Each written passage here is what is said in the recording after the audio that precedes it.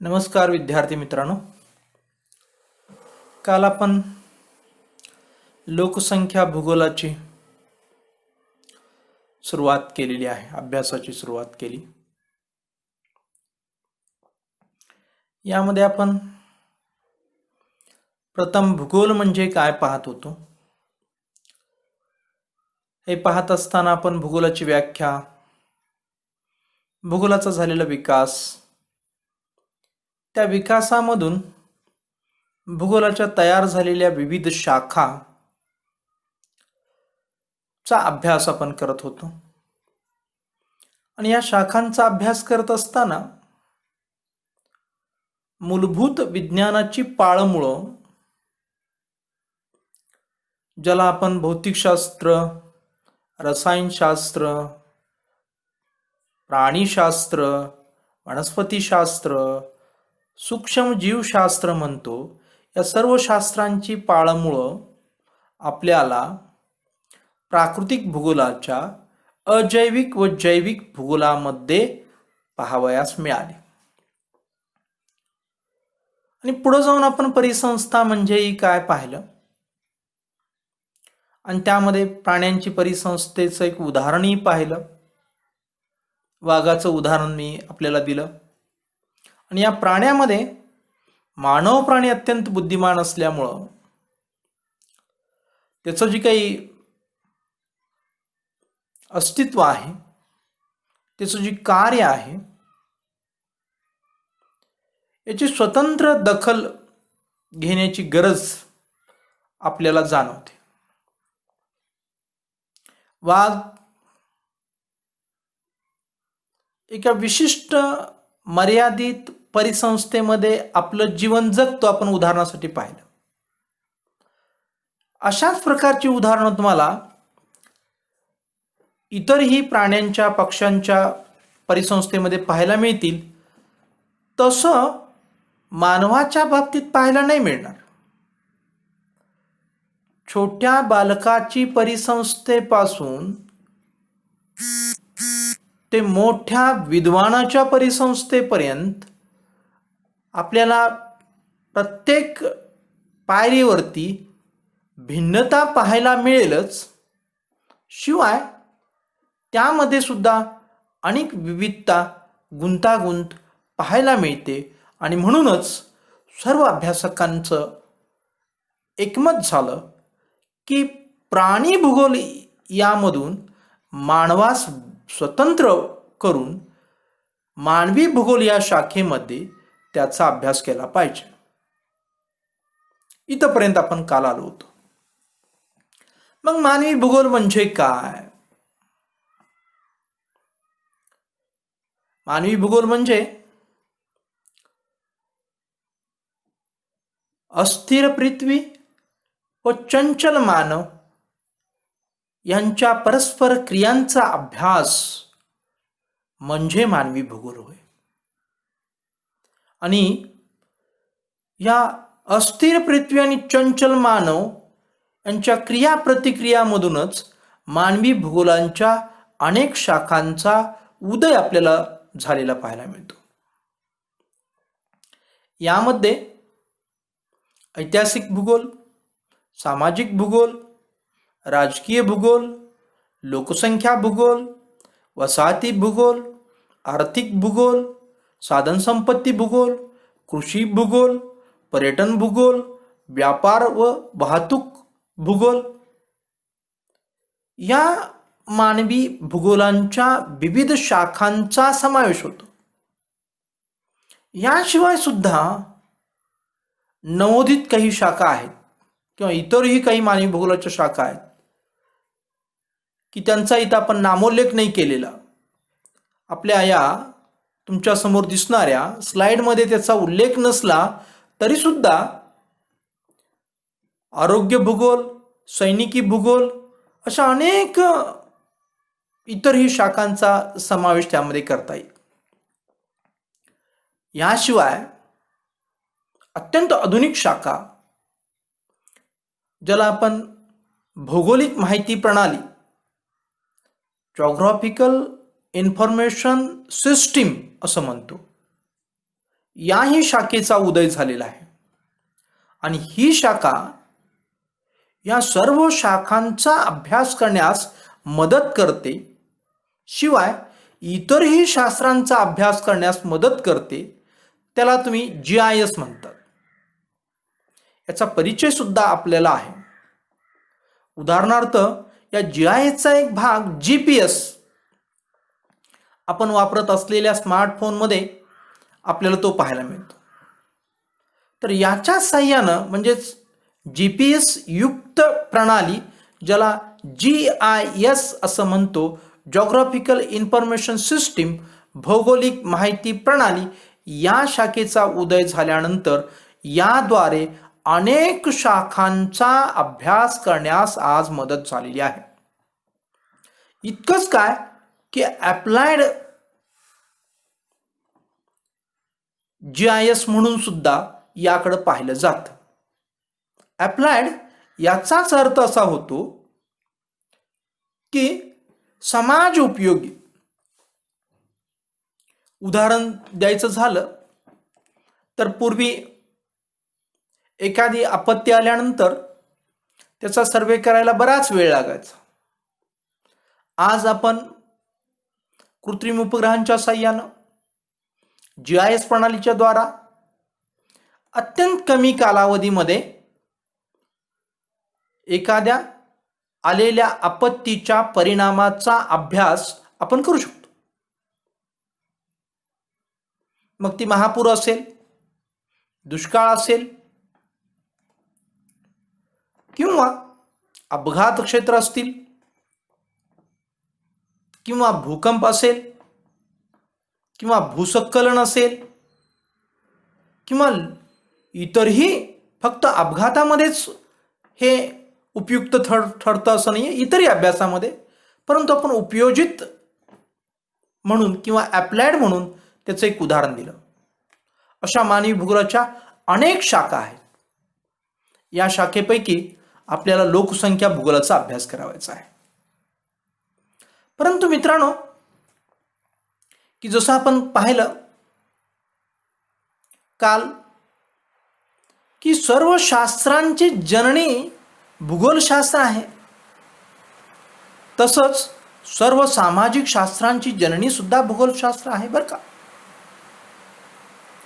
तुम्ही म्हणाल की इतिहास घेतलं त्याच्या पाठीमागं भूगोलाची शेपटी जोडली, समाजशास्त्र घेतलं त्याच्या मागं भूगोलाची शेपटी जोडली, आणि ऐतिहासिक भूगोल झाला, सामाजिक भूगोल झाला, राज्यशास्त्राच्या पाठीमागं भूगोलाची शेपटी जोडून राजकीय भूगोल झाला. ही काय विरवत्ता आहे? नाही मित्रांनो, असं नाही. उदाहरण म्हणून जर आपण पाहिलं, एक एक उदाहरण मी जर तुम्हाला दिलं किंवा आपण जर विचारपूर्वक जर बघितलं याकडे, तर निश्चितपणे या मानवी भूगोलाच्या स्वतंत्र असणाऱ्या शाखा आहेत. उदाहरणार्थ ऐतिहासिक भूगोल म्हणजे इतिहास आणि भूगोल यांचं संयुक्तपणे अभ्यास या ठिकाणी केला जातो. उदाहरणार्थ छत्रपती शिवाजी महाराजांनी आपल्या हिंदवी स्वराज्याची निर्मिती केली. हा इतिहास अभ्यासताना आपण छत्रपती शिवाजी महाराजांच्या संपूर्ण इतिहासाचा अभ्यास आपण केला की हिंदवी स्वराज्याची निर्मिती कशी झाली आपल्याला पाहायला मिळते.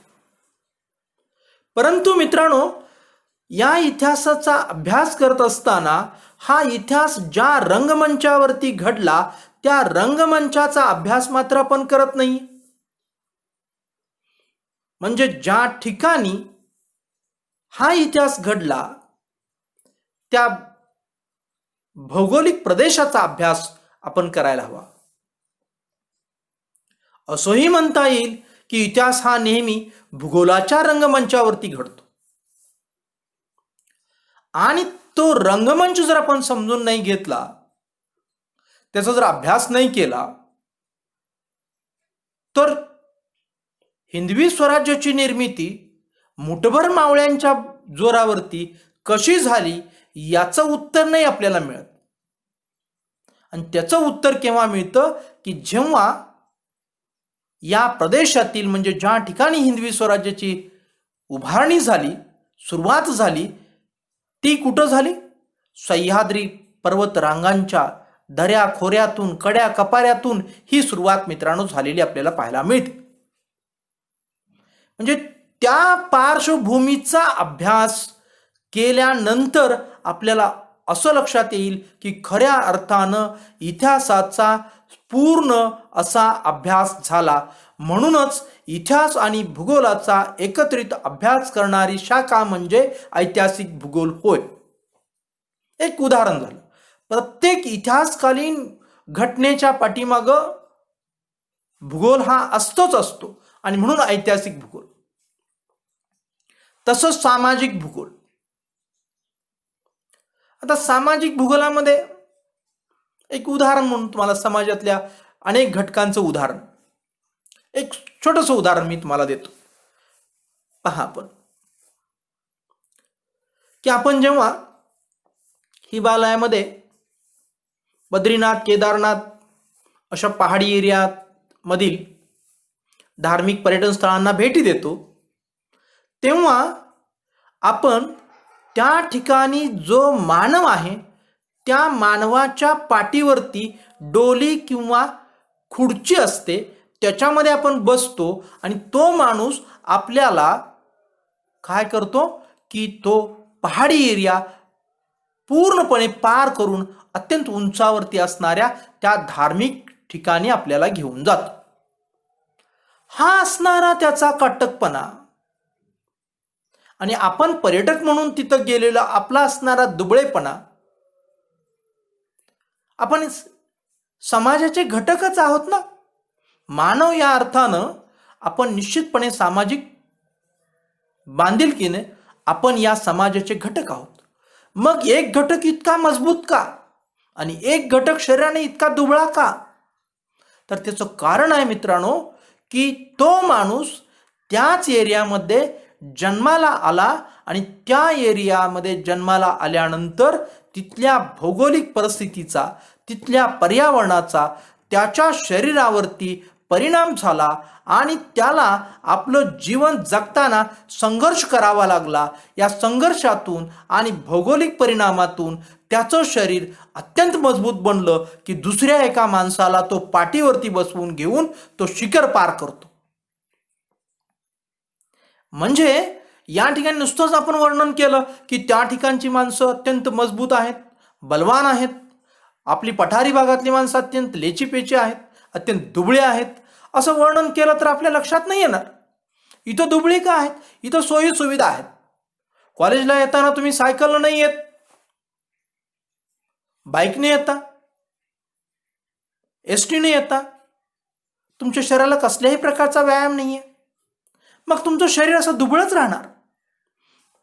त्याचं कारण कसल्याही प्रकारचा व्यायाम, स्वतःहून व्यायाम तुम्ही करत नाहीये आणि निसर्गतः इथं फारशी सोयी सुविधा उपलब्ध झाल्यामुळं तुम्हाला त्या शरीराला फारसा काही ताण बसत नाहीये, त्यामुळे तुमचं शरीर मित्रांनो दुबळं राहिलं.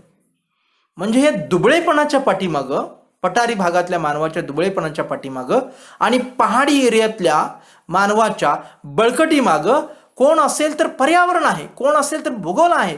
म्हणून सामाजिक भूगोल. राजकीय भूगोल.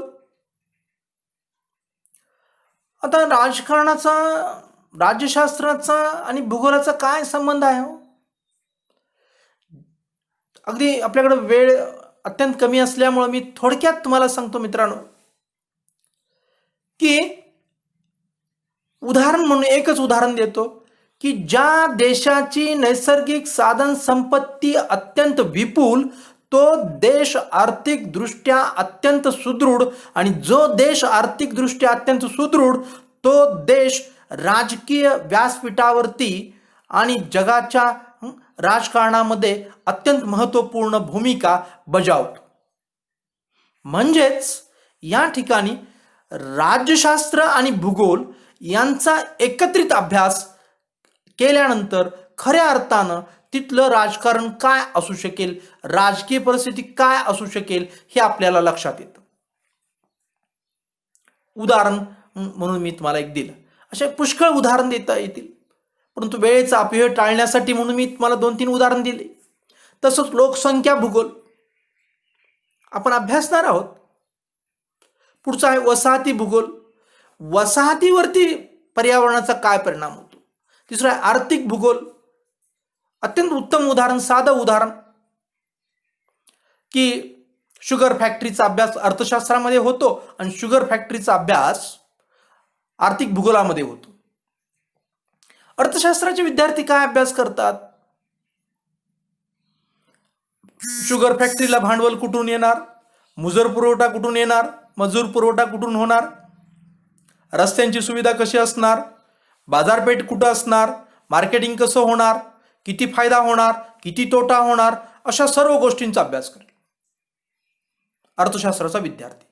परंतु आर्थिक भूगोलाचा विद्यार्थी म्हणजेच भूगोलाचा विद्यार्थी त्या पिकाला लागणारं हवामान, त्या पिकाला लागणारं पाणी, त्या पिकासाठी लागणारा कालावधी, ते पीक कोणत्या क्षेत्रात जास्त आहे, त्या क्षेत्रातच का उभारणी करायची, इथपासून तो बाजारपेठापर्यंतच्या अनेक गोष्टींचा अभ्यास करेल. म्हणून आर्थिक भूगोल असं उदाहरण आपण या ठिकाणी पाहूया. सर्वच तुम्हाला थोडक्यात लक्षात आलं असेल की भूगोलशास्त्र ही सर्व विज्ञानशास्त्रांची आणि सामाजिक शास्त्रांची जननी आहे असं आपण म्हटलं तर वावगं ठरणार नाही. आणि मानवी भूगोलाचा ओळख करून घेताना ह्या शाखांची मी ओळख करून दिली आणि याचा अभ्यासातून आपल्याला खूप मोठं ज्ञान आपल्याला प्राप्त होणार आहे. या मानवी भूगोलाच्या अभ्यासामध्ये आणखीन मानवाचं मी आपण पाहिलं की मानव अत्यंत बुद्धिमान असल्यामुळं, त्याचं असणारं कर्तृत्व अफाट असल्यामुळं, त्याचं असणारं नेचर किंवा स्वरूप अत्यंत गुंतागुंतीचं असल्यामुळं आपण स्वतंत्र अभ्यास करतो. आणखीन काय कारण आहे, आणखीन एक महत्त्वपूर्ण कारण आहे की या बुद्धीच्या जोरावरती मानवानं आपली स्वतंत्र अशी संस्कृती निर्माण केलेली आहे की जी प्राणी निर्माण नाही करू शकत. प्राणी या संज्ञेमध्ये मधून माणूस बाहेर पडतो तो या निव्वळ या संस्कृतीमुळं. उदाहरण म्हणून मी तुम्हाला देतो, संस्कृती, प्रकृती आणि विकृती. तर या उदाहरणामध्ये आपण बघूया मानव कसा वेगळा आहे प्राण्यांच्या पेक्षा, ते आपण पाहणार आहोत. जेव्हा मानव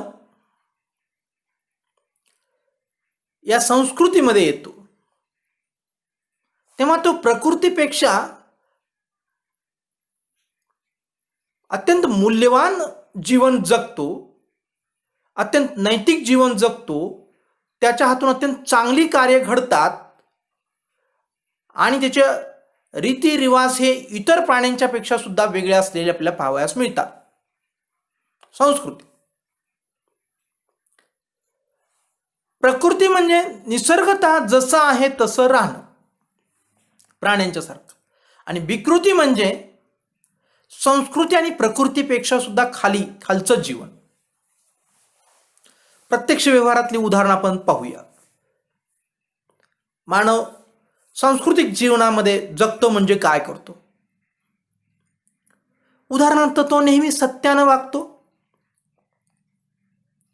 तो एखादं सामाजिक कार्य करतो, तो एखादा वृद्धाश्रम चालवतो, त्यामध्ये वृद्ध लोकांचं संगोपन करतो, लहान बालकांचं पाळणाघर चालवतो, त्यामध्ये लहान बालकांचं संगोपन करतो.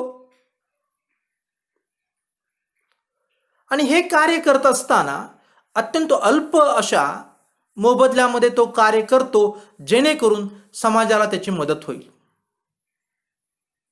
तो दवाखाने चालवतो, काही पैसे मिळवण्यासाठी चालवत असेल परंतु त्यातूनही सेवा होते, तर काही सेवाभावी वृत्तीनं निशुल्कपणे दवाखाने चालवतात आणि लोकांचं असणारं आरोग्य चांगलं राखण्यासाठी मदत करतात.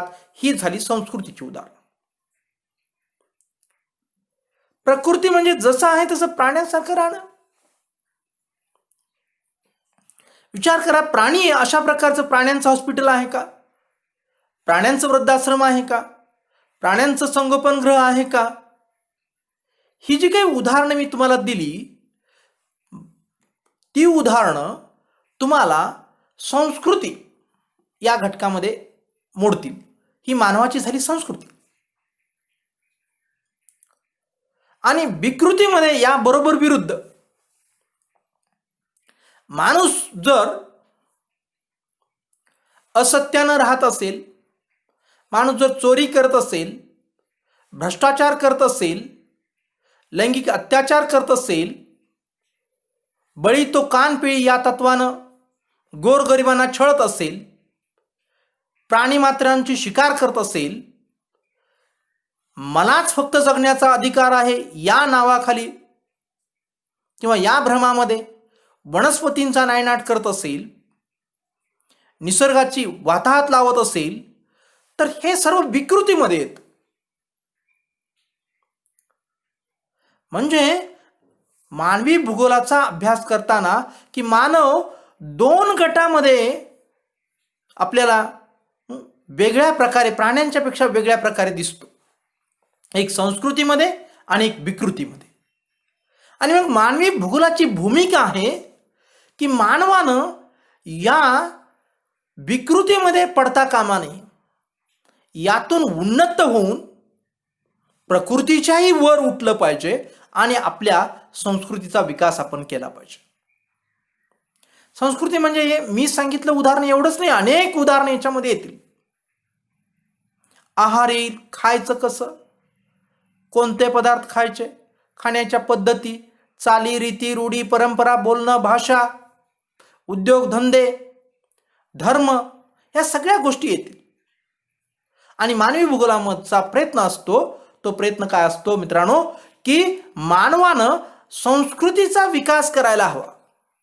आणि त्यावेळेस आपल्याला असंही दिसून येतं की हा संस्कृतीचा विकास करण्यासाठी खऱ्या अर्थानं मदत करत असेल तर धर्म ही संकल्पना.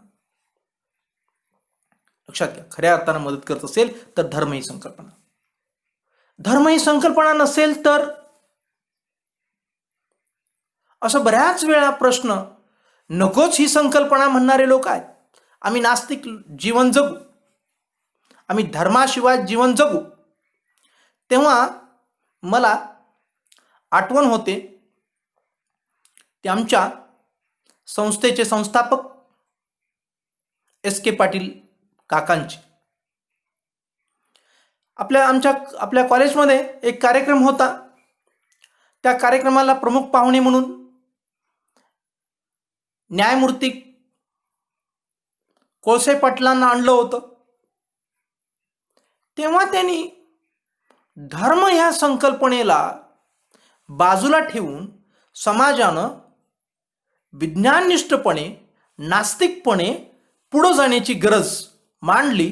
तेव्हा काकांनी परखडपणे अध्यक्षीय भाषणातून सांगितलं, जर धर्म नसेल, धर्माशिवाय जर समाज असेल तर हा समाजाची जी काही पतन आहे ते आणखीन होत राहील आणि समाजामध्ये सर्व ठिकाणी अंधकार, विकृतीनं भरलेला अंधकार आपल्याला पाहायला मिळेल.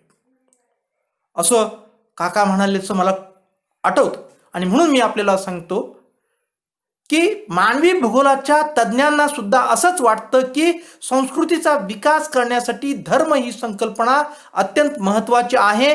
आणि म्हणून मित्रांनो, मानवी भूगोलामध्ये आपण धर्माचा सुद्धा अभ्यास करतो. परंतु हा धर्म जसं तुम्ही पाहता अशा प्रकारचा एकमेकांच्या धर्माचा द्वेष करायला खरा धर्म शिकवत नसतो मित्रांनो. खरा धर्म हा एकमेकांच्यावरती प्रेम करायला शिकवतो. परमेश्वर एकच आहे, परंतु त्याला नावं वेगवेगळी आहेत, वेगवेगळी उपासना पद्धती आहेत, वेगवेगळ्या साधना पद्धती आहेत, परंतु शिकवण एकच आहे, नेहमी खरे बोलावे, चोरी करू नये, फसवाफसवी करू नये, प्राण्यांच्यावरती दया करावी, ह्या ज्या काही शिकवणी आहेत ह्या शिकवणी कधीही कोणत्याही धर्माचं आचरण करताना बदलत नाही. आणि या शिकवणीवरतीच आधारावरती आपली संस्कृती विकसित होते. मग कोण द्वेष करायला शिकवतं?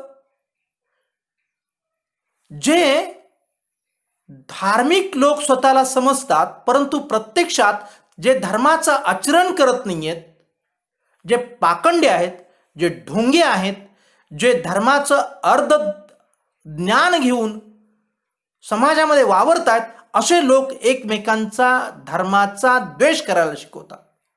यापासून आपण दूर राहणं अत्यंत आवश्यक आहे.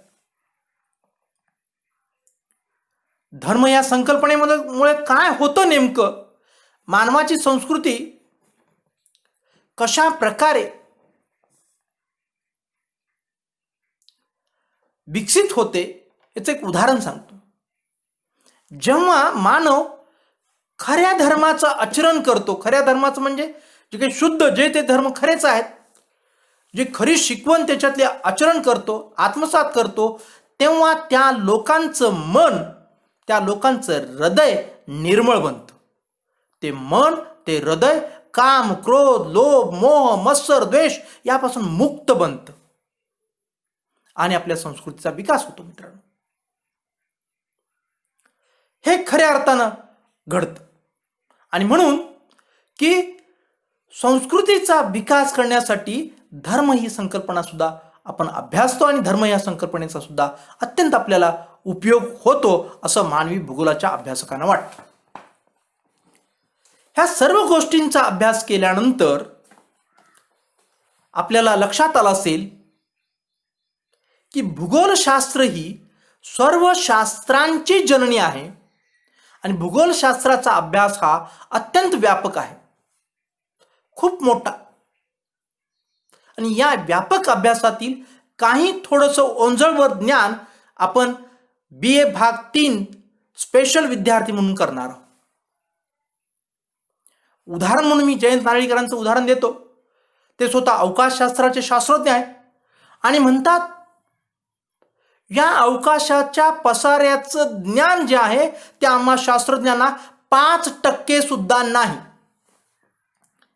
जे अवकाशशास्त्र भूगोलाच्या, प्राकृतिक भूगोलाच्या, अजैविक भूगोलाची एक शाखा आहे अवकाशशास्त्र भूगोल, त्या शाखेचा शास्त्रज्ञ म्हणतो की अवकाशशास्त्राचं ज्ञान आम्हाला किती आहे?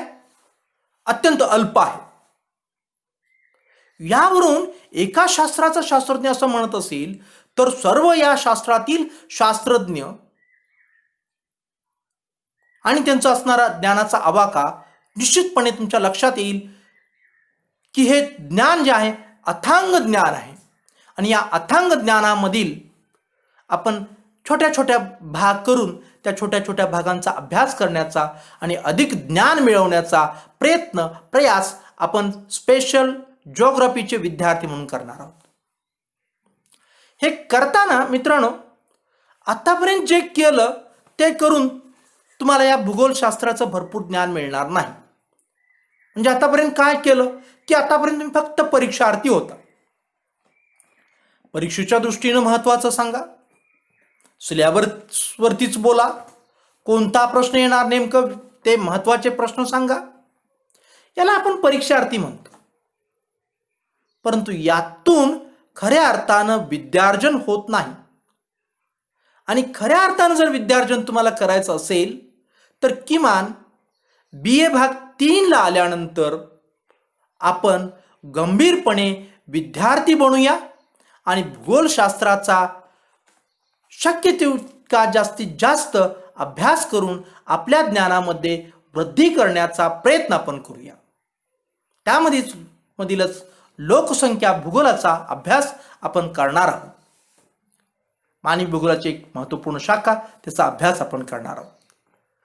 मग 2 तास आपण काय पाहिलं किंवा पाठीमागच्या आणि या लेक्चरमध्ये आपण काय पाहिलं की भूगोल म्हणजे काय, त्याच्या असणाऱ्या शाखा, त्या शाखामध्ये लपलेलं विस्तृत असं ज्ञान आणि या सर्व शाखांच्या मधून आपल्याला लक्षात आलेली गोष्ट म्हणजे की सर्व शास्त्रांची जननी म्हणजे भूगोलशास्त्र हे आपल्याला लक्षात आलं. म्हणजे भूगोलची संज्ञा, भूगोलाच्या शाखा, भूगोलाच्या ज्ञानाचा आवाका हे 2 लेक्चरमधून आपण पाहिलेलं आहे. आणि मग आपण पुढील तासाला प्रत्यक्ष लोकसंख्या भूगोल म्हणजे काय हे आपण पाहणार आहोत आणि हळूहळू या अभ्यासाची आपण सुरुवात करणार आहोत. धन्यवाद मित्रांनो.